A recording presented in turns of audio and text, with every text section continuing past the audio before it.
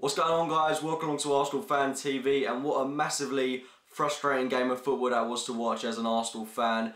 Going into this game, I was always really optimistic that we could come out of it with something. Bayern Munich, of course, we played them last season and we lost 3-1 at home, but the tables have turned. We were a much stronger side. Bayern Munich, admittedly, they've strengthened extraordinarily well, bringing in the likes of Thiago and Goetze.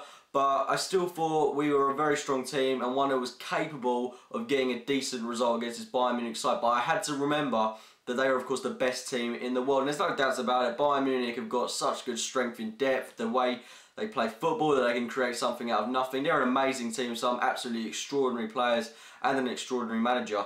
Anyway, the game started very much in our favour, and one thing that I really did pick up on, Sanogo coming in for Giroud. It was really good of them to actually let him keep his spot in the team, and Sanogo again had another extraordinarily good performance. It's giving us something new up top, and our more creative players are absolutely thriving off it. As well as that, we actually looked really good going forward in this game. We looked so dominant on the ball, we were having really good Spurs possession, and for that opening half an hour, I thought we were the better of the two sides. Bayern Munich arguably had the best chance on goal through Toni Kroos. It was only an excellent reflex save from Wojciech Szczesny to keep the ball from going in the back of the net. But we were still more dominant. We were making some lovely attacking moves through the likes of Chamberlain, Ozil playing some lovely balls. Cazorla was playing exceptionally well. And we looked very resolute, especially at the back. And I was confident that we were going to get a goal. And it kind of was only a matter of time. We were having an awful lot of shots. But trying to break down the likes of Boateng and Dante was proving quite a tough task. I mean, these are two massive guys, some of the best centre-backs in the world, and it was going to be a real tough task. Our opportunity came through a penalty. It was great work by Ozil, a lovely bit of skill to actually win the penalty.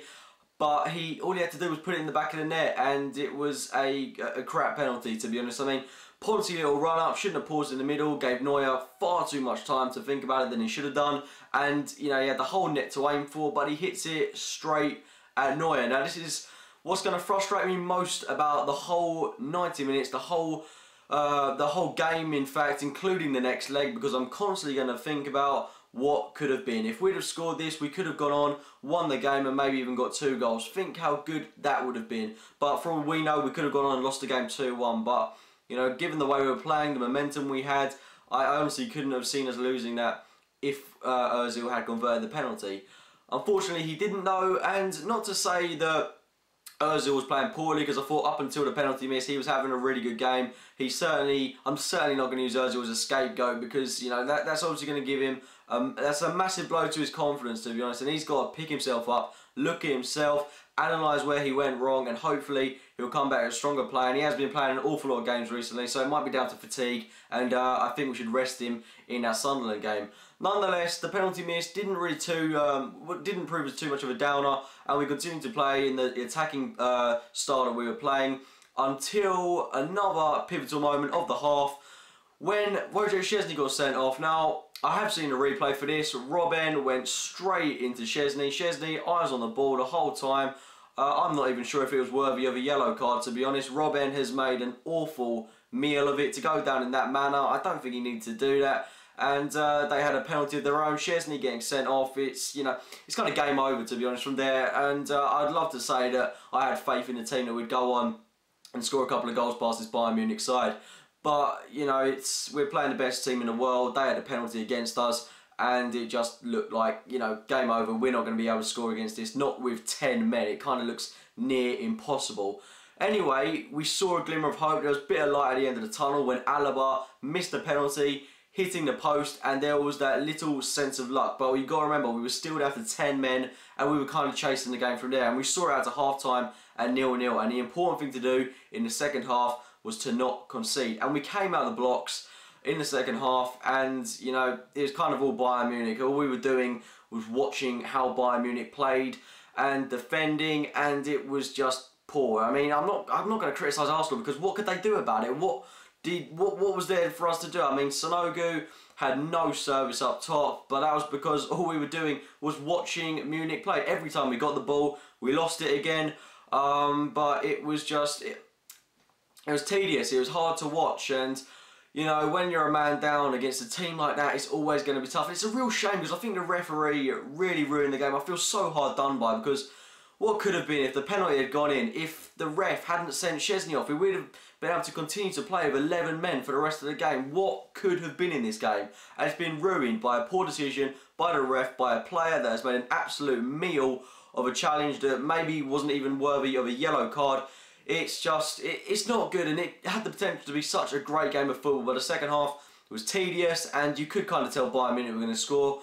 Their goal came, world-class goal by Toni Kroos, absolutely nothing that could be done about it, even if Szczesny was still on the pitch, nothing could have been done about it. Straight into the top-hand corner, past Szczesny, world-class goal for a world-class team, and what is a world-class player.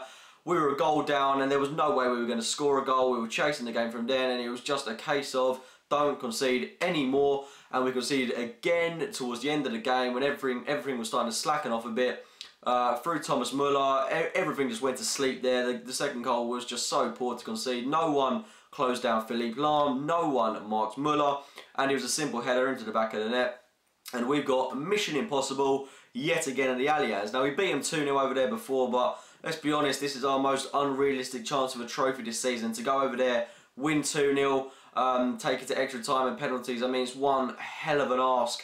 So, I don't know, I've got the belief that we can do it, but I wouldn't mind if, you know, I'm happy for us to just go over there, play for pride, play for the badge, and focus on the Premier League and the FA Cup. I mean, it could be a blessing in disguise. We don't want too many games under our belts. And if we beat Bayern, then we're only going to go and get someone like Barcelona or Real Madrid. So, let's not be too down harmed by this result. I mean, there are an awful lot of positives to take from tonight. I thought the likes of Chamberlain, Sanogo all played really well. Flamini was absolutely exquisite tonight.